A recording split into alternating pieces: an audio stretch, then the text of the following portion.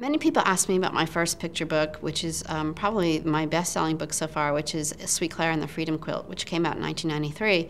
And I got the idea for that story one morning as I was getting ready for work. I worked at the University of Hawaii then in Honolulu, and there was an NPR story on the first black graduate of Williams College. And Elizabeth Scott, who was a quilter, was interviewed for that story. There was a quilt exhibition in honor of the first black graduate. I got interested in quilts and the Underground Railroad. When I first wrote that book, that was my first picture book, and it doesn't have a note. That book is historical fiction, as is Under the Quilt of Night.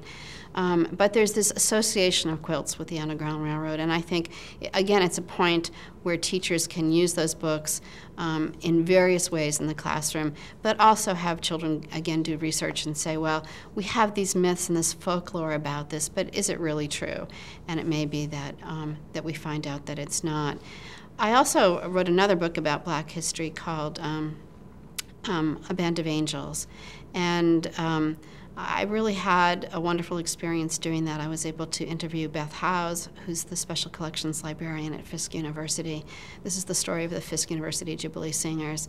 And I asked Pat McKissick, I was a little leery about doing this story because I had done two other ones on another culture than my own. I lived in Hawaii for 20 years, so I had a very good sense of what it's like to live in a multicultural society that's different than where I grew up.